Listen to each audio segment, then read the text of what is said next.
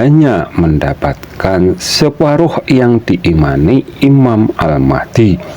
Imam Al-Mahdi iman semua ayat ketuhanan dalam memahami zatnya Allah Subhanahu wa Ta'ala. Mantra sihirnya Dajjal dari Al-Quran.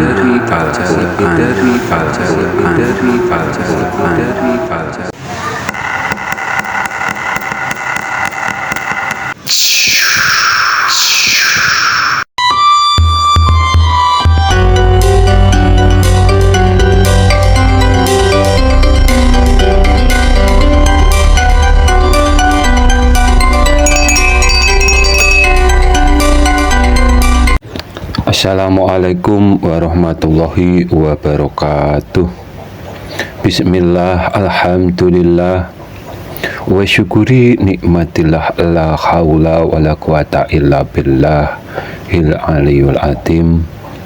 Mantranya Dajjal juga dari Al-Quran. Judul yang kami angkat kali ini, sebelum kita bahas lebih dalam, mari kita pahami dulu peranannya Dajjal itu apa, dan untuk apa Dajjal dilahirkannya.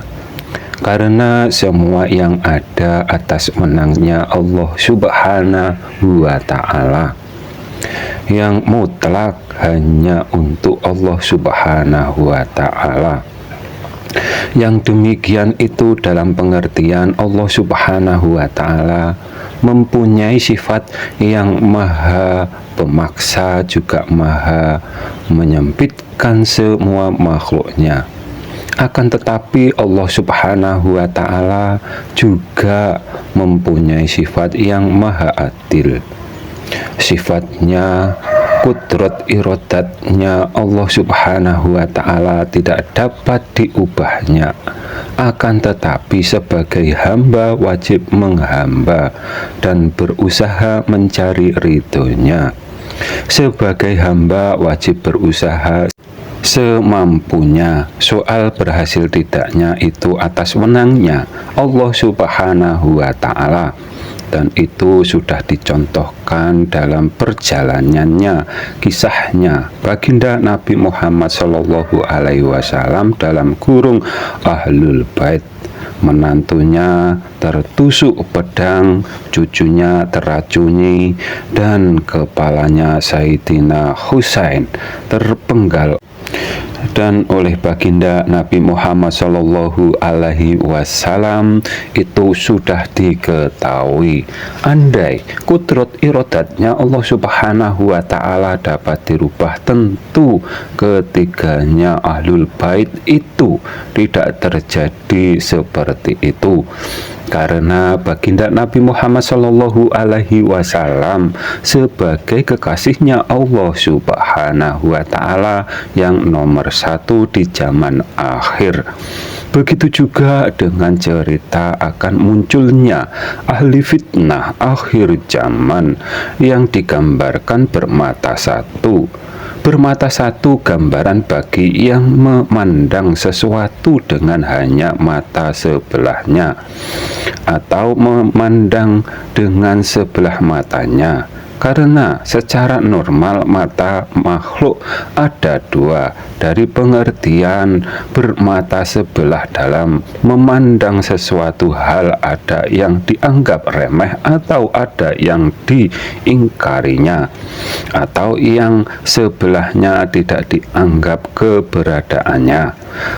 Entah itu disengaja atau pura-pura tidak melihatnya, atau memang tidak senang salah satunya.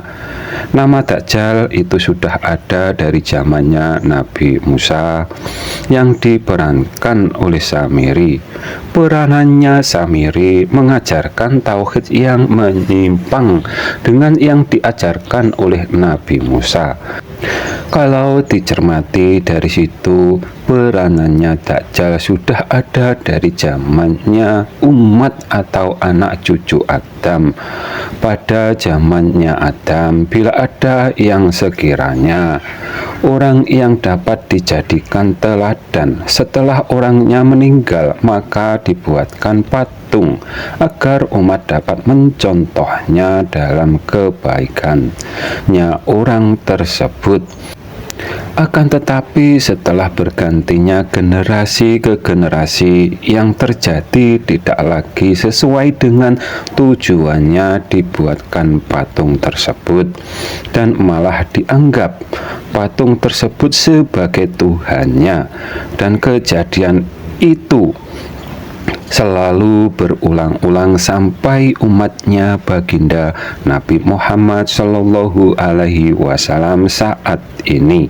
Bedanya, kalau di umat saat ini berhalanya tidak dipatungkan, berhalanya tersimpan rapi dalam hati pikiran pemujanya, dan mantra yang diajarkan oleh pengikutnya Dajjal ada dua: hanya percaya dengan sisi ayat Allah titik-titik di atas titik-titik saja, Tuhannya dipahami disamakan dengan sifatnya Adam, yang hanya iman satu sisi ayat Allah titik-titik dekat titik-titik saja, tauhidnya serupa dengan tauhidnya Raja Fir'aun atau sama dengan tauhidnya agama tetangga, yang nabinya dianggap sebagai Tuhannya, dalam kurung menyesuskan dirinya sendiri.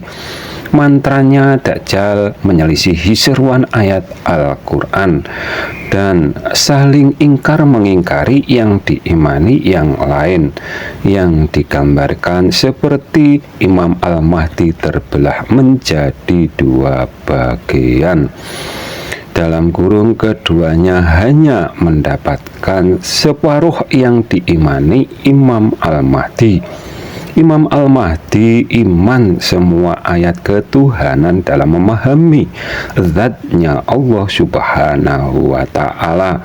Oleh para pengikutnya Dajjal hanya diimani satu bagian, dan secara global ayat ketuhanan memang hanya ada dua ayat tersebut yang menunjukkan Tuhan titik-titik di atas titik-titik dan Tuhan titik-titik dekat titik-titik.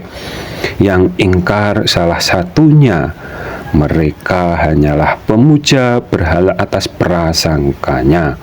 Apabila ada kata yang salah, kami mohon maaf. Semoga bermanfaat dunia dan akhirat. Akhirus salam. Wassalamualaikum warahmatullahi wabarakatuh.